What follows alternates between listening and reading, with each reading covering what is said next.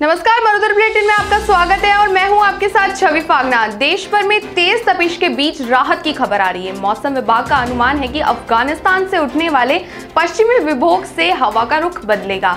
इससे 2-3 दिनों में उत्तर भारत के कुछ इलाकों में तेज हवा के साथ हल्की बूंदाबांदी भी हो सकती है। अभी राजस्थान और मध्य प्रदेश में जहां तापमान 40 डिग्री के आसपास बना हुआ है, वहीं हरियाणा में हल्के बादल छाए रहेंगे। मौसम विभाग का कहना है कि एक अन्य पश्चिमी विभोग उत्तर भारत में दाखिल होगा। इस सिस्टम की तीव्रता अधिक होने से प्रदेश में हवा का रुख बदल सकता है। पश्चिमी हवा चलने से 5 अप्रैल से धीरे धीरे तापमान में फिर बढ़ोतरी हो सकती है। आने वाले 2-3 दिनों में प्रदेश में एक बार फिर लू चलने के आसार भी हैं। इस बार अप्रैल में पारा 43 डिग्री क्रॉस कर सकता है। रविवार को अधिकतम पारा 39.7 और न्यूनतम 18.4 डिग्री तक दर्ज किया गया है। प्रदेश में भीषण गर्मी के साथ लू का असर भी रहा। मौसम विभाग के मुताबिक अगले 2-3 दिन तक पूर्वी और पश्चिमी राजस्थान में जबरदस्त लू चलने के साथ आंधी अंधड़ का अनुमान भी है। 6 और 7 अप्रैल को कई इलाकों में बूंदाबांदी भी हो सकती है। वहीं विभोग का असर 7 अप्रैल तक रहेगा। देश में कोरोना की दूसरी लहर बेहद घातक होती जा रही है। देश में कोरोना वायरस के दस्तक देने के बाद से पहली बार सोमवार को एक दिन में मिले कोरोना संक्रमितों की संख्या 1 लाख के पार पहुंच गई है।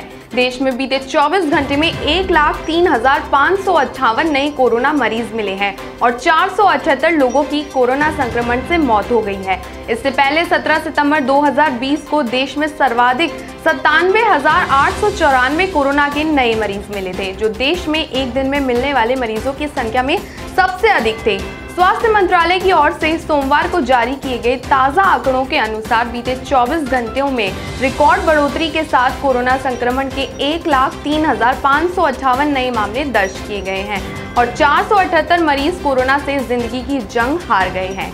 इसी के साथ देश में संक्रमण के कुल मामले बढ़कर 1,25,89,067 पहुंच गए हैं और कोविड से मरने वालों की संख्या 1,65,101 हो गई है। आपको बता दें कि इससे एक दिन पहले कोरोना संक्रमण के 93,249 नए मामले दर्ज किए गए हैं और 513 मरीजों की मौत हो गई है।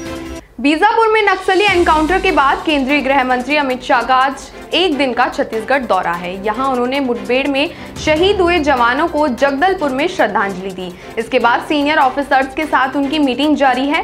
साथ ही इन दोनों कार्यक्रमों के दौरान मुख्यमंत्री भूपेश बघेल भी उनके साथ हैं। आपको बता दें कि गृह मंत्री बीजापुर में बासागुड़ा स्थित सीआरपीएफ के कैंप भी जा सकते हैं। वहीं वापसी में अमित शाह रायपुर के अस्पतालों में भर्ती घायल जवानों से भी मिलेंगे। श्रद्धांजलि के बाद जवानों के शव उनके घरों के लिए रवाना किए जाएंगे।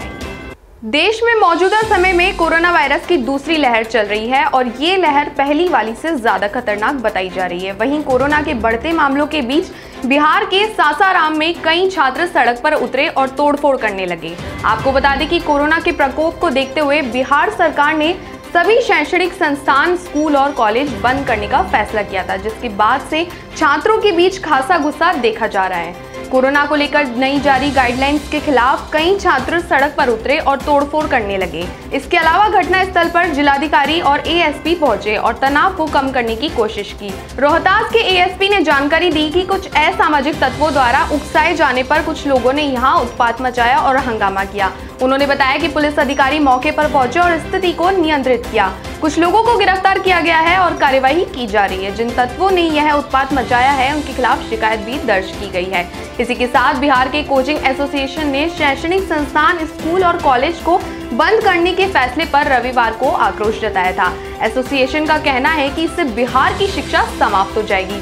कोचिंग एसोसिएशन ने इस फैसले के लागू होने के तुरंत बाद बैठक की और बैठक में शामिल सभी शिक्षकों ने सरकार के इस फैसले के खिलाफ आवाज उठाई। शिक्षकों ने कहा कि छात्रों के हितों की रक्षा के लिए शिक्षण संस्थान को खुला रखना चाहिए। पश्चिम बंगाल में विधानसभा चुनाव के मद्देनजर राजनीतिक दलों में दांव पेच का दौर जारी है। इसी कड़ी में पश्चिम बंगाल में मुख्यमंत्री और टीएमसी प्रमुख ममता बनर्जी ने सोमवार को हुगली के देवबंदरपुर में भाजपा पर जोरदार हमला बोला। जनसभा को संबोधित करते हुए ममता बनर्जी ने कहा कि मैं एक पैर से ही बंगाल जीत लूंगी और दोनों पैरों से दिल्ली भी जीत लूंगी। ममता बनर्जी ने 8 चरण में चुनाव कराने पर भी सवाल उठाए। उन्होंने कहा कि 8 चरण में विधानसभा चुनाव कराने की क्या जरूरत थी, यह सब भाजपा मंडल का किया धरा है। इस वक्त कोरोना काल चल रहा है, ऐसे में क्या चुनाव को जल्द से जल्द नहीं निपटाना चाहिए था। आगे उन्होंने कहा कि विधानसभा चुनाव लड़ने के लिए भाजपा स्थानीय प्रत्याशी नहीं ढूंढ सकी, उनके पास एक भी स्थानीय प्रत्याशी नहीं है। उनके सभी लोग तृणमूल कांग्रेस या माकपा से तोड़े गए नेता है। वे पैसा पानी की तरह बहा रहे हैं। जो लोग सही तरीके से सोनार बांग्ला नहीं बोल पाते हैं, ये बंगाल पर राज नहीं कर सकते। तमाम देश और दुनिया की बड़ी खबरें देखने के लिए देखते रहिए सिर्फ मर्दर बुलेटिन। नमस्कार।